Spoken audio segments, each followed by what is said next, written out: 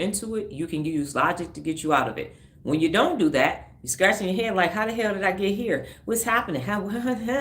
And then you make some more illogical decisions. So finally, you just wake up one day and you don't recognize yourself or the life you're in, and you just are like so bumfuzzled. Like, what is going on? You got to hijack the amygdala. And now you just keep looking for dopamine and endorphins and all these other things that are being used against you to keep you stuck in this non-objective life.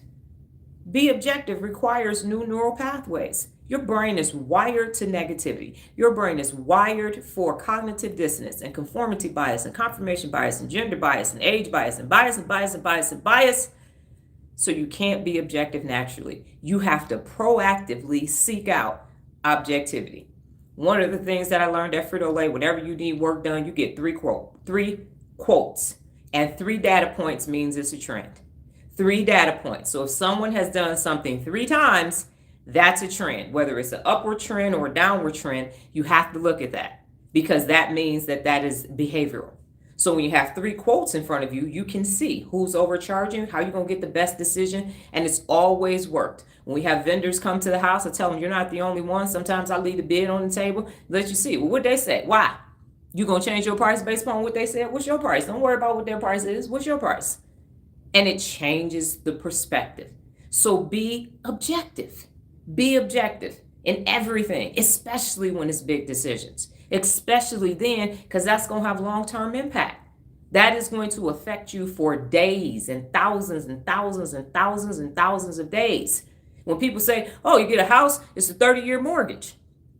You know how many thousands of days are in a 30-year mortgage? You know how many thousands of days, how many repairs and everything that's going to take place in 30 years. And it sounds like, hey, 30 ain't that much. That big ass stack of papers coming. Yeah, it's sideways. You don't read the fine print. And next thing you know, oh, it was on page 207. You didn't read that page. And they're like, sign here, sign here, sign here, sign here. Hold up.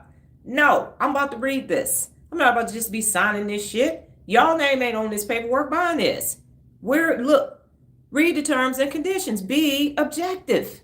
I told y'all, I got a doggone S22. And T-Mobile is my carrier, and they keep sending me the updated terms and conditions. And I haven't had time to read them. I probably have, I just ain't. So I get a notifications here. Sign off on the new terms of conditions and agreement. Nope, I ain't ready yet. Not doing it. My phone stopped working, I'll look at it. But until then, I'm not going to be, hey, we just updating our policy and terms. Okay, cool. And some things I get in the email and it's like, we updated this part. Okay, let me go to that part, but let me go read the other parts, because y'all could have changed something on last time and didn't make me aware of that. And that's not no conspiracy theory or anything else. Anybody deal with insurance, you know. Well, it was in the policy, the rider policy of this policy. So you got to be objective in your decision making, in your signing, and everything that you do, because you're going to be on the hook for those decisions. All of them, small and huge. Be objective. But you can't be objective if you're caught up in what unaccountable people are doing. If they're hijacking your amygdala, which is the purpose, so you're not paying attention, and now you're in some shit show that they forgot to mention, because going back to number 7, they don't keep your word. Kevin, you know this. You went to football on college on a football scholarship. They told you was going to play first. Your ass was on 9th stream on a doggone air hockey team. By the time they finished, every coach is, yeah, you're going to start. You're going to start. You're a true freshman. You coming in. Well, we looked at your capabilities and what we assessed when we came in. We got the other people in here, and you're not ready yet. So what we're going to do is order of seniority. We're going to do seniority over here. And then you ain't keeping your word.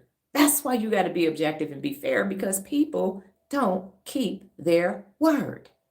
Don't keep their word. Yeah, you coming in, you gonna be on the O-line. Oh no. We got 5 of them. What we need you to do is be a defensive back now. What the? That ain't what I excuse me, what? No, absolutely not. They did it to me at Frito-Lay. I was on first shift in Florida, and because I'm so good and it was such a shit show, I got put on. So I was working Monday through Friday, 10 to 6.